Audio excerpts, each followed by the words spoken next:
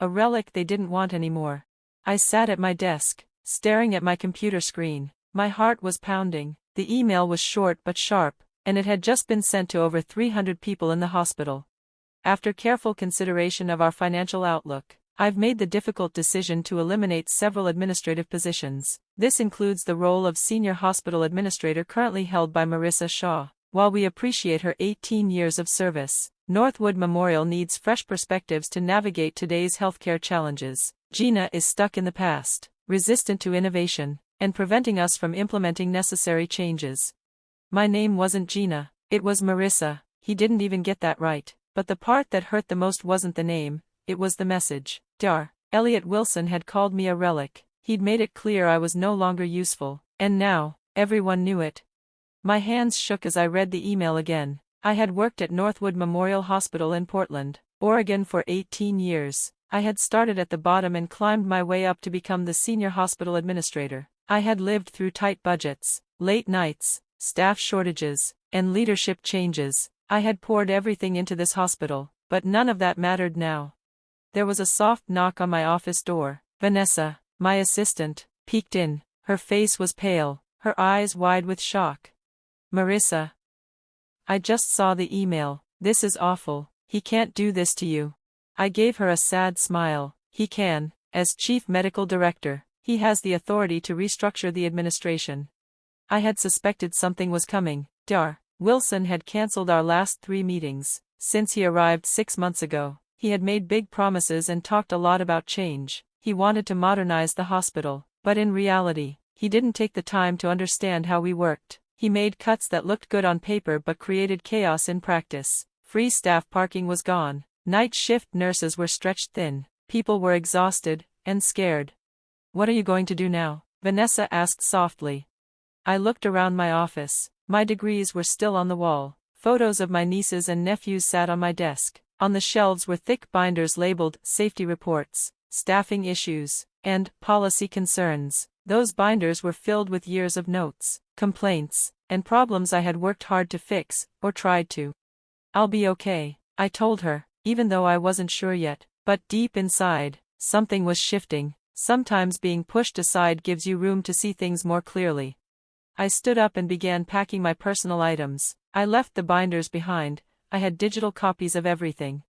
When security showed up to escort me out of the building, something Wilson clearly arranged to humiliate me, I didn't let them see me flinch. I smiled, picked up my box, and walked out with my head held high.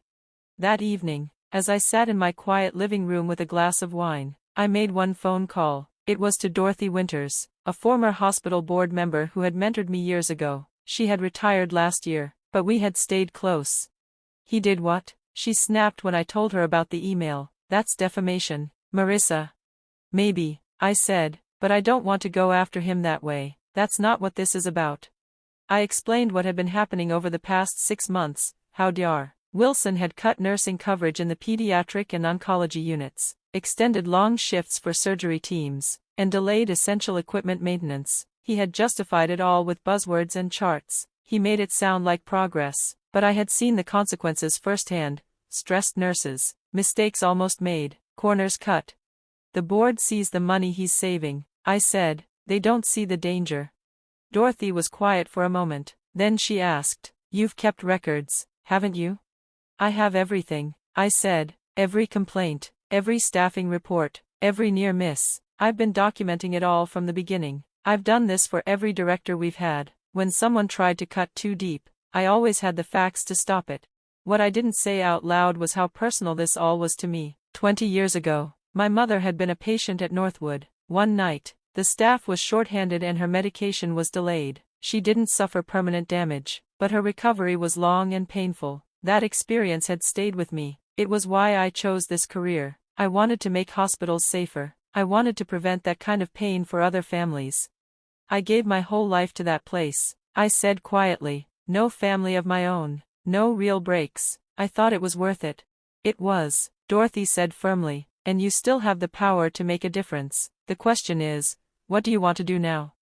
I stared at my laptop. I thought of the files stored there, years of evidence that painted a clear picture of what had gone wrong and who was responsible. I want to protect the patients, I said, and the staff. I don't want anyone else to suffer because of his decisions, but I need to be smart about how I do it. Then take your time, she said, gather your thoughts, gather your proof. Wilson may have the board's trust now, but that can change. I nodded to myself. I wasn't done yet, not by a long shot. I'll call you in a few days, I said. I've got some organizing to do. It all started with a text. I scrolled through the names in my contacts until I found him, James Lloyd, the reporter. My hands hovered for just a second before I sent the message. We should talk. I have information about patient safety risks at Northwood Memorial. His reply came almost instantly. Been waiting for this call. When and where? Meeting in the park.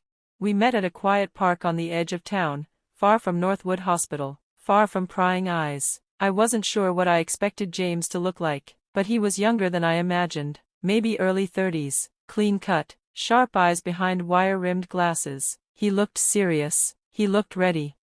I handed him a folder full of carefully redacted incident reports. This is what's been happening at Northwood since Dr. Wilson took over. James glanced at the pages. The more he read, the more his face tightened. I've heard rumors, people quitting, things going wrong, but without solid proof, it's just noise. Well, I've got more than rumors, I told him, and gave him a second folder. This one had graphs, statistics, and comparison data showing how our hospital's safety numbers had dropped dramatically, while other hospitals in the area remained steady. James nodded slowly. You really did your homework. 18 years of it, I said. I kept records under every hospital director I've worked with. The difference is, they actually listened when something was wrong. Wilson just fired me. Why not go straight to the board? He asked. Because they only see the money he's saving. They think I'm just bitter about losing my job. That's why I need public pressure, something they can't ignore. Preparing for the fallout. James took the folders, promising to verify everything. Before we parted, he asked one last question. What's your best case outcome? I didn't have to think. That Northwood goes back to putting patients first. Whether I work there again or not doesn't matter. That evening, I got a call from Dorothy, my old mentor. Marissa, Wilson's making calls. He's telling the board you're planning to sue. He says you're making up safety issues just to get revenge. I froze. That's not true. I haven't filed anything. I know that, but he's trying to ruin your reputation before you can speak. Then she told me something worse. Wilson was speeding up all his cost-cutting changes, laying them down all at once. He knew a storm was coming. The story breaks. I knew I had to act faster than planned. I sent James a message. How quickly can you run the story? 3 days later, the headline hit the morning paper. Patient safety concerns plague Northwood Memorial Hospital. James had worked fast. He verified everything I gave him, talked to other staff, and compared our hospital data to statewide averages. The article didn't name me directly, but it made it clear that a former high-ranking administrator had sounded the alarm. The reactions begin. My phone lit up all morning. Catherine, our nursing director, called first. It's chaos in here, she whispered. Wilson's freaking out. Called an emergency meeting. He wants to find out who talked. Did he mention the safety concerns? I asked. No, just threats. He's warning everyone not to talk to reporters or they're fired. Next came Andrew, a calm voice in the storm. Marissa, the doctors are quietly cheering. The board is in emergency session. People are finally talking. Then James called. Turn on Channel 4, now. Wilson's counterattack. There he was on TV, Dr. Wilson, at a podium, flanked by his allies.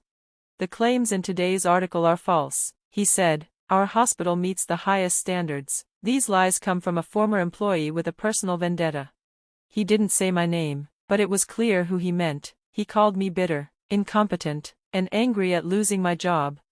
We're pursuing legal action, he added. This kind of behavior damages our hospital and our community.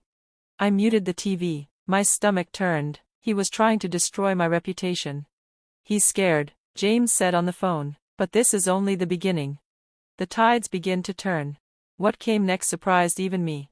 James told me the state healthcare authority had reached out. They'd seen the article. They wanted my documents. I have everything ready, I said, but what about his legal threats? Just noise, he told me. We checked every word. You're protected. Still, it felt like a fight. I knew how powerful people could twist facts. I wasn't just up against a man, I was up against a machine. Then something unexpected landed in my inbox, an anonymous tip from someone still inside Northwood. Check oncology readmission reports. Wilson approved early discharge protocols. Patients are coming back with complications. Doctors objected, he ignored them.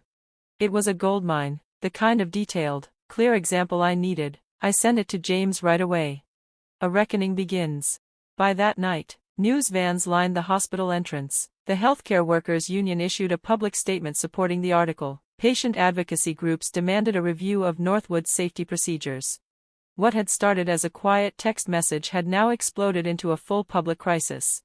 I sat at home, watching it all unfold. I felt vindicated, but also nervous. I hadn't expected things to move this fast or get this personal.